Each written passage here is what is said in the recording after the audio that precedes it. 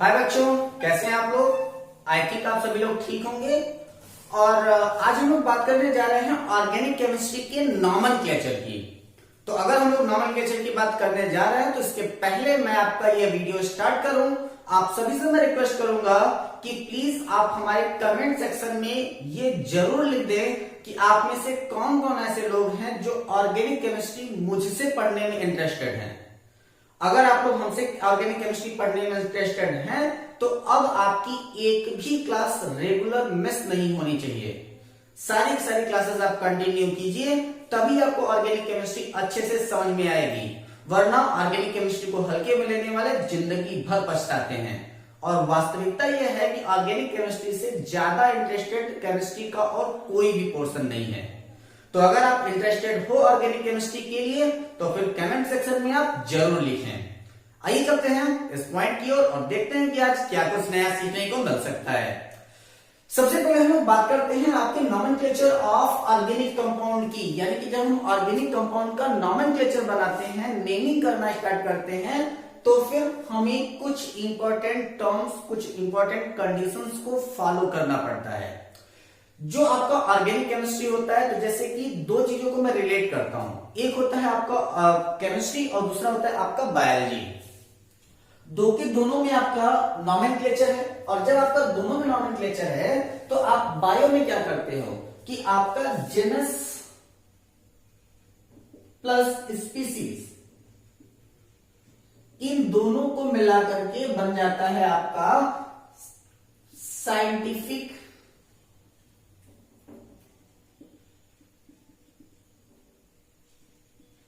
Name. क्या बन जाता है? साइंटिफिक नेम बन जाता है। जैसे कि ह्यूमन है, ह्यूमन का क्या है? होमो सेपियंस, सेपियंस है, लेपर्ड है, पैंथेरा पैराडस है, लायन है, पैंथेरा लियो है, टाइगर पैंथेरा टिग्रिस, सरसो ब्रेसिका कॉम्प्रेस्टिस, मोर यानी कि पिकॉक, पाओ क्रिएटस, मैंगो मैंगीफेरा इंडिका, ये सारे उसके केमिकल नेम हो जाते हैं, सॉरी साइंटिफिक नेम हो जाते हैं। अगर हम लोग केमिस्ट्री में अगर हम लोग बात करें तो मैंने आपको बता दिया था ऑलरेडी कि जो आपके ऑर्गेनिक कंपाउंड है उसमें आपके organic compound more than 9 million अब तक डिस्कवर किए जा चुके हैं।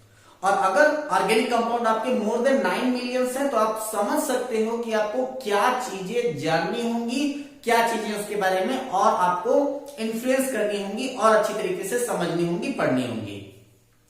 तो जरा सा देखते हैं कि अब यहां पर बात क्या है कि सबसे पहले जो हम लोग का केमिस्ट्री में जो नॉमेनक्लेचर होता है उसको हम लोग कहते हैं IUPAC, and the full form of IPAC is international union of pure and applied chemistry.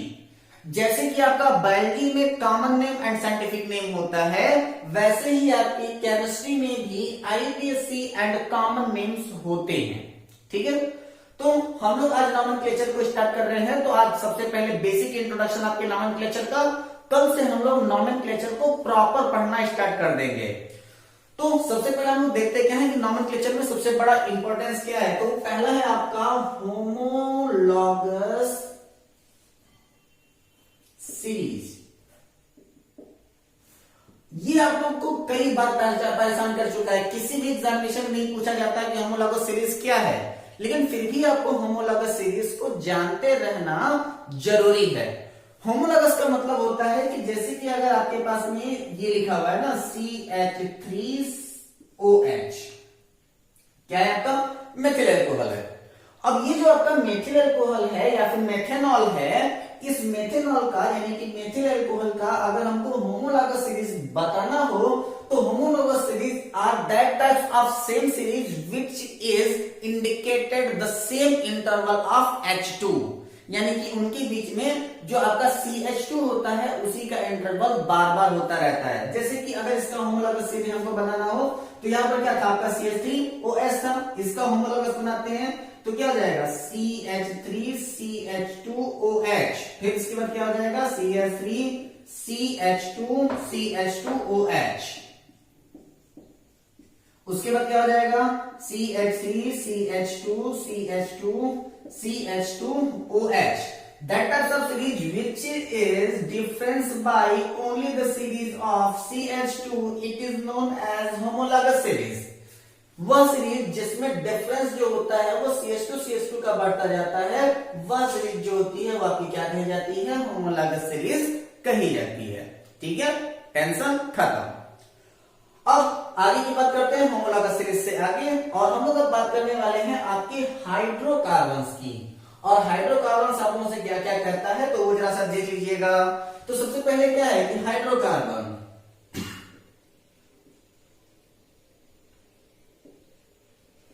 अब हाइड्रोकार्बन क्या होता है कि there are two types of hydrocarbon, one is known as saturated, another one is known as unsaturated. कौन कौन सा है, तो एक है आपका saturated, another one is known as unsaturated. What is difference between saturated hydrocarbon and unsaturated hydrocarbon? Class 10th में आप लोगों ने इसको ऑलरेडी पढ़ा हुआ है, लेकिन फिर भी इसको इंट्रोड्यूस में कर देता हूं। सैचुरेटेड का मतलब होता है कि जहां पर कार्बन और कार्बन सिंगल बॉन्ड से अटैच्ड हो वह होता है आपका सैचुरेटेड। और अनसैचुरेटेड का मतलब होता है कि when carbon carbon are attached with double bond either triple bond, जहां पर कार्बन कार्बन डबल बॉन्ड से या फिर ट्रिपल बॉन्ड से एडेड होगा वह आपका अनसैचुरेटेड होगा। यानी कि अगर कोई भी लंबी से लंबी चेन बन जाए, उस लंबी से लंबी चेन में अगर आपका कहीं भी एक भी बार अगर डबल बॉन्ड या ट्रिपल बॉन्ड आ गया तो वह आपका अनसैचुरेटेड होगा। और अगर वो लगातार सिंगल बॉन्ड से ही अटैच होता चला तो वह आपका क्या हो जाएगा, सैचुरेटेड हो जाएगा। Tension finish. तो अब हम लोग को आज हाइड्रोकार्बन में जिनके बारे में पढ़ना है वो होगा आपका सैचुरेटेड। आपका एक चैप्टर भी है जो कंप्लीटली आपके हाइड्रोकार्बन के ही ऊपर डिपेंडेंट है, तो उसके भी हम लोग को डिटेल एक्सप्लेनेशन करनी होगी। लेकिन अभी हम लोग नॉमेनक्लेचर को बेस मान करके कुछ क्वेश्चंस करते हैं। तो सबसे पहले क्या होगा आपका सैचुरेटेड, और जो सैचुरेटेड हाइड्रोकार्बन होता है उसका फॉर्मूला होता है CnH2n+2, यानी कि ये फॉलो करता है इस फॉर्मूले को, यानी कि CnH2n+2 को फॉलो करता है। आइपेट नेम को जब हम लोग लिखते हैं तो वहां पर दो चीजें होती हैं, एक होता है आपका प्रीफिक्स और दूसरा होता है आपका सफिक्स। प्रीफिक्सेस एंड सफिक्सेस, ठीक है। तो एक है आपका प्रीफिक्स और दूसरा है आपका सफिक्स। प्रीफिक्स, और ये आपका प्रीफिक्स क्या हो जाएगा, ये हो जाएगा आपका YL और सफिक्स हो जाएगा आपका ANE, ठीक है। यानी कि प्रीफिक्स आपका YL लगेगा और सफिक्स जो होगा वो आपका N लगेगा। प्रीफिक्स का मतलब होता है पहले लगने वाला और सफिक्स का मतलब होता है बाद में लगने वाला, ठीक है। अब जरा सा नंबरिंग हम लोग कर लेते हैं कि आखिर आपकी नंबरिंग किसी तरीके से कर दी जाती है। तो नंबरिंग करने के लिए हम लोग क्या करते हैं कि 1 2 3 4 5 6 7 8 9 10। 1 को कहते हैं मेथ, 2 को कहते हैं eth, prop, but, pent, hex, hept, oct, non, dec, ठीक है। तो ये तो आपकी नंबरिंग हो जाती है। अब इसके अकॉर्डिंग अगर हम लोग देखेंगे जो आपके सैचुरेटेड हाइड्रोकार्बन है वो कौन कौन से हैं, तो सबसे पहले क्या है आपका CnH2n। N का मतलब होता है number of carbon atom, N is equal to क्या हो जाएगा आपका नंबर ऑफ कार्बन एटम, यानी कि कार्बन एटम का जो नंबर होगा वही आपकी N की वैल्यू होगी। अब आगे देखिए होता है क्या, कुछ इंपॉर्टेंट चीजें हैं उनके बारे में फिर थोड़ा थोड़ा जान लेना है। जैसे कि अगर मान लीजिए कि यहां पर आपका क्या है CH4, इसके बाद फिर C2H6, C3 3 2 6 2 8, C4H10, C5H12, C6H14, C7H16, C8H18, C9H20, C10H22, C20H22 और 242, C30H3 6 2 62। देख लेते हैं इसका सारा का नाम क्या हो जाएगा। तो आपका पता है कि यहाँ पर 1 2 3 4 5 6 7 8 9 10 20 एंड 30 को मैंने लिखा हुआ है, तो जो आपका 1 है इसको हम लोग कहते हैं क्या, मेथ, और मेथ के साथ में जुड़ेगा सफिक्स एन और ये हो जाएगा मेथेन। 2 का मतलब है क्या, एथ, और एथ के साथ में जुड़ेगा एन, तो ये हो जाएगा आपका ethane. Propane, butane, pentane, hexane, heptane, octane, नोनेन, decane, और डेक का मतलब होता है 10, और जब 20 अगर आपके पास में नंबर ऑफ कार्बन हो तब उसके लिए हम लोग क्या लिखते हैं, तो उसको हम लोग लिखते हैं आइकोस्केन,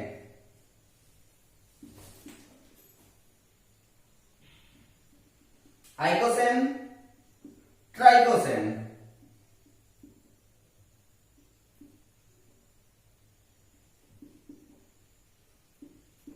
ठीक है, तो 20 का मतलब होता है आइकोसेन और 30 का मतलब होता है ट्राइकोसेन। ठीक, तो ये तो आपके जनरल कुछ नाम थे, और कुछ इंपॉर्टेंट आपके कॉमन नेम और उनके फॉर्मूले को हम लोग देख लेते हैं, इसके बाद फिर आगे हम लोग चलते हैं। तो इतना तो आप लोगों का हो गया होगा, तो जल्दी से आप लोग इसको नोट कर लें। अगर पसंद आ रही हो हमारी वीडियो तो प्लीज लाइक जरूर कर दीजिएगा, कमेंट सेक्शन में आप हमें जरूर बताइएगा।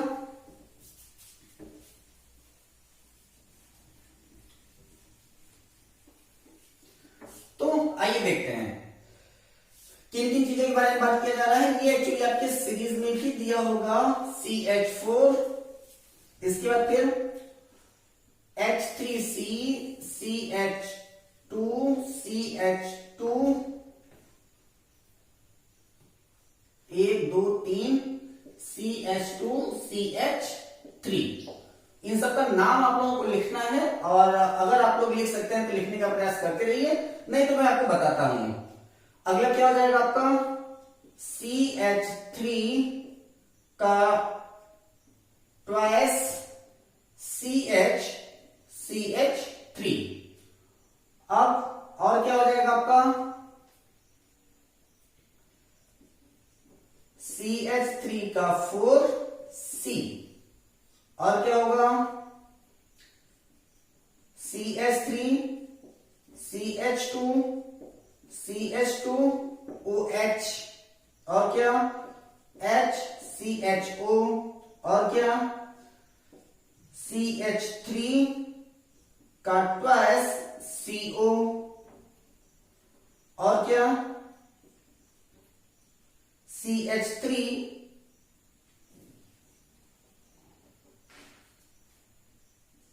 CHCl3, और क्या CH3COOH, और क्या हो जाएगा, इधर देखिए कुछ चीजों को भी,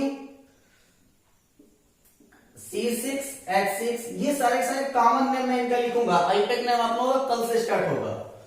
C6H6, और कुछ ऐसे कॉमन नेम है जो आईपेक नेम की तरह भी इस्तेमाल किए जाते हैं।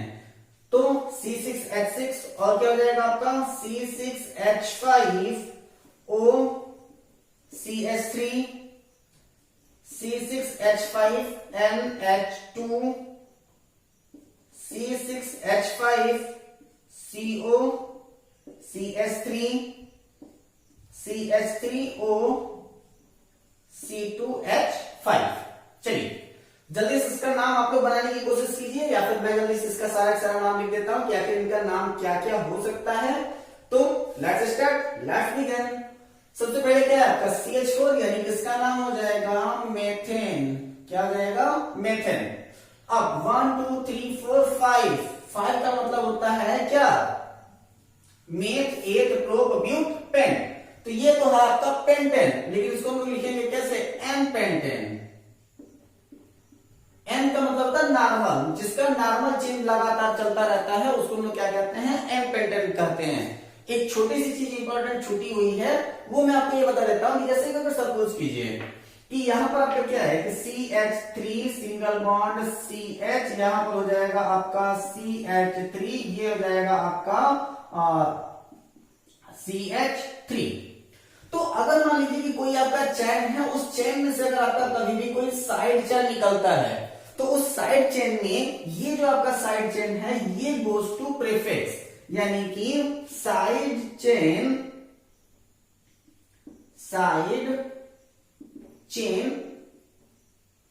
Goes to prefix. जब कभी भी आपका कोई भी साइड चेन होगा तो वो आपका प्रीफिक्स में चला जाएगा। जैसे कि अगर इसका हम लोग नाम लिखना हो तो हम लोग क्या लिखेंगे, मेथ, एथ, प्रो, ठीक है। सेकेंड वाले कार्बन से आपका क्या जुड़ा हुआ है, आपका मेथेन ग्रुप जुड़ा हुआ है, तो साइड चेन यहां पर जुड़ा हुआ है, तो इसको हम लोग क्या कहेंगे, मेथिल।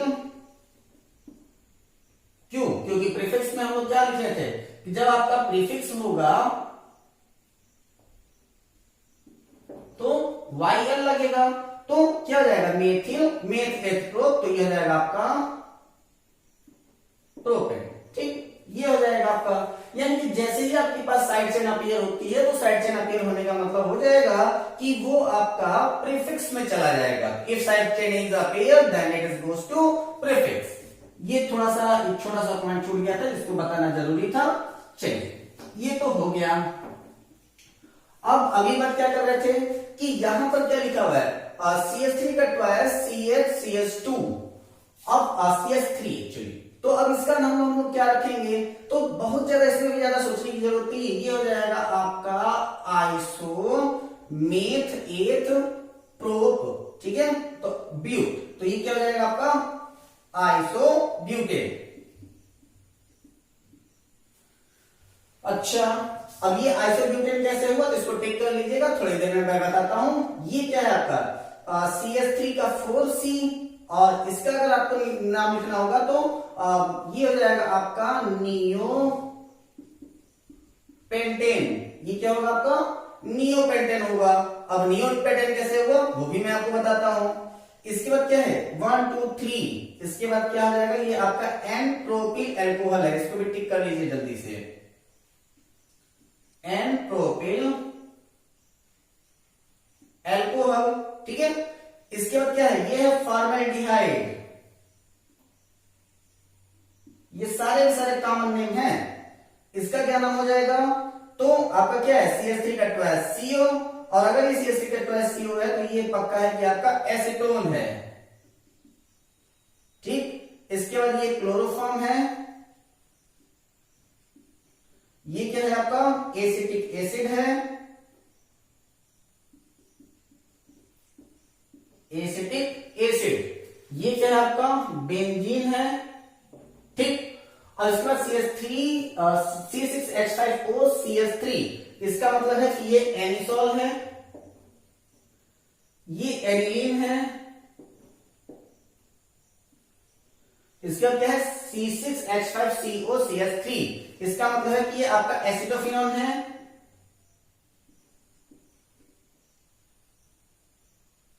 और इसके बाद क्या है आपका CH3O C2H5, इसका मतलब है कि ये आपका मेथिल एथिल ईथर है,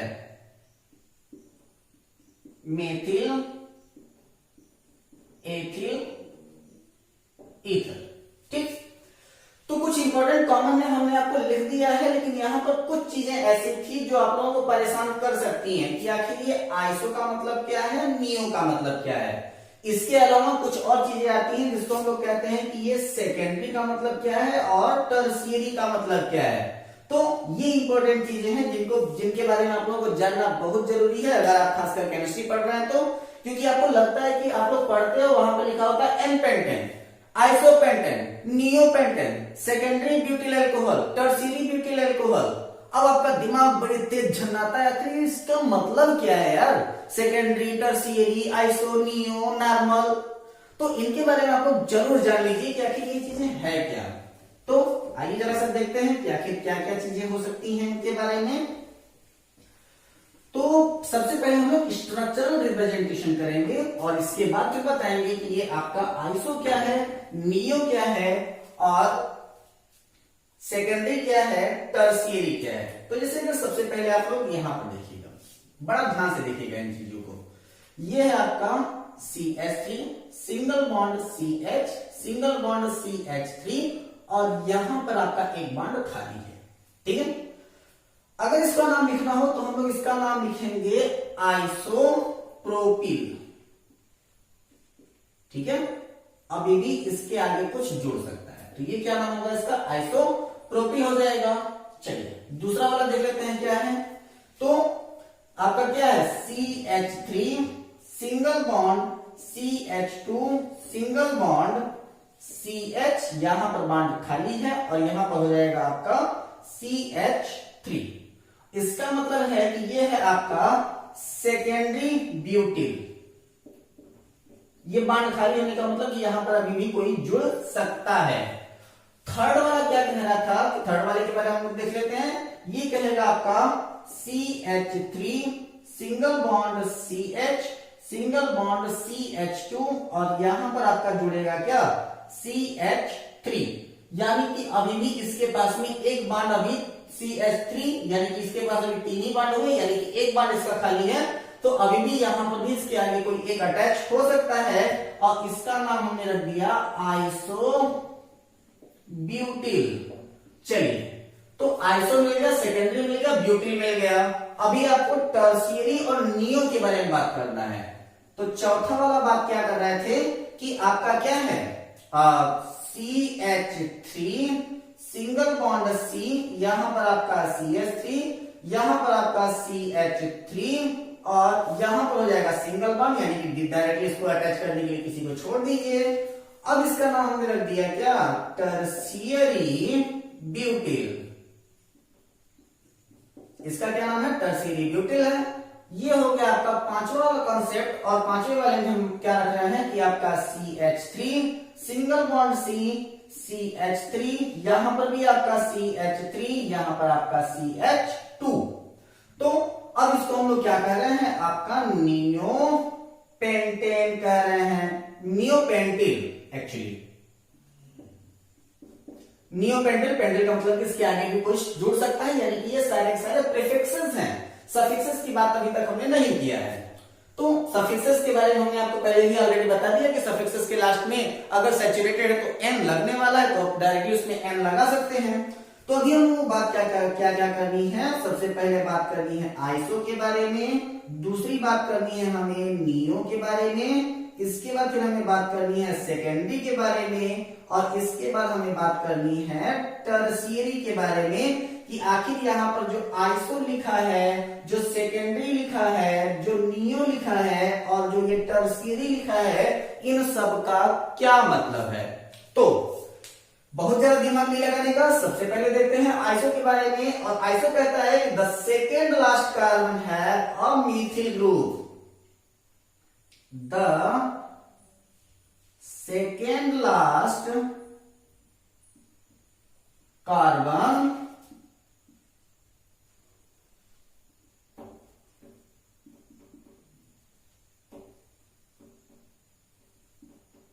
have a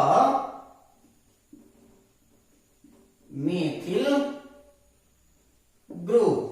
second last carbon अगर किसी का भी अगर मेथिल ग्रुप से अटैच होगा तो वहां पर आप आइसो यूज करेंगे। जैसे कि देखो, प्राइमरी कार्बन, सेकेंडरी कार्बन, यानी कि जो आपका सेकेंड लास्ट कार्बन, पहला वाला कार्बन ये, दूसरा वाला कार्बन ये, यानी कि इधर से आपकी चेन बनती हुई आ रही है और जब आप चेन इधर बनाते चले आ रहे हैं तो यहां पर से इधर आपका चेन यहां लास्ट हो रही है, तो लास्ट से ठीक पहले वाले कार्बन पर अगर CH3 अगर जुड़ा हो तो उसका मतलब है कि वह आपका आइसो कंपाउंड होगा।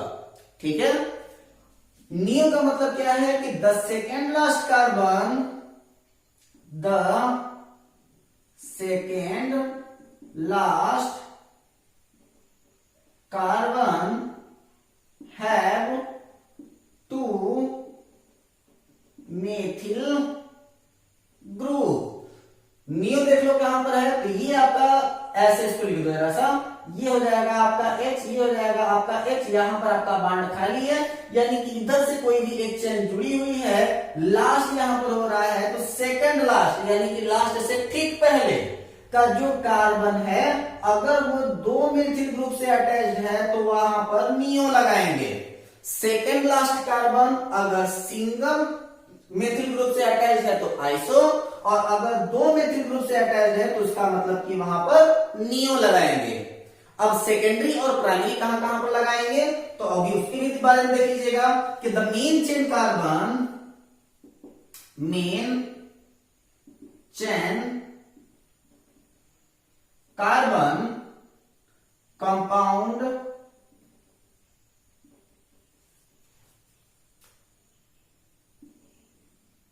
Form two carbon carbon bond. जो मेन चेन कार्बन कंपाउंड है, अगर वह दो कार्बन कार्बन बॉन्ड का अगर फॉर्मेशन करता है तो वह आपका सेकेंडरी होगा। जैसे कि मेन चेन का कार्बन कंपाउंड कौन सा है, ये वाला है। अब ये क्या कर रहा है कि ये एक इसका ये ग्रुप और दूसरा वाला ये ग्रुप, ठीक है। दो के दोनों आपका मेथिल ग्रुप है, और दो के दोनों मेथिल ग्रुप में अगर दो के साथ में अगर अटैच्ड होगा, यानी कि ये जो आपका मेन कार्बन है, इस मेन कार्बन का अगर अटैचमेंट अगर हमने दो मेथिल ग्रुप के साथ में कर दिया तो वो आपका सेकेंडरी हो जाएगा, ठीक। और अगर हमने इसको तीन के साथ में अगर अटैच कर दिया तो वो आपका टर्शियरी हो जाएगा। जैसे देखो इसको, ये कार्बन है आपका मेन कार्बन का चेन है ये, और इसको अगर हम लोगों ने एक दो तीन मेथिल ग्रुप के साथ में अगर अटैच कर दिया तो वो आपका टर्शियरी हो जाएगा। तो वो क्या हो जाएगा आपका main chain carbon compound form 3 carbon carbon bond. जो मेन चेन कार्बन कंपाउंड है, अगर वो दो मेथिल ग्रुप से अटैच है या फिर दो बार वो अगर कार्बन कार्बन बॉन्ड बनाता है तो दो कार्बन कार्बन बॉन्ड बनाने की वजह से वो आपका सेकेंडरी होगा। और अगर वो 3 कार्बन कार्बन बॉन्ड बनाता है, 3 कार्बन कार्बन बॉन्ड अगर बनाता है तो वो आपका टर्शियरी हो जाएगा। That is it. तो आज के लिए बस इतना ही हम लोग बात करते हैं, यानी कि आज हम लोगों ने क्लियर कर दिया है क्या, कुछ कॉमन नेम के बारे में बता दिया, सैचुरेटेड के बारे में बता दिया, आइसो, नियो, सेकेंडरी और टर्शियरी के बारे में मैंने आपको बता दिया है। कल से हम लोग बात करने वाले हैं आईपीएससी नेमिंग के बारे में, ठीक है। International union of pure and applied chemistry के बारे में हम लोग कल से डिस्कस करेंगे।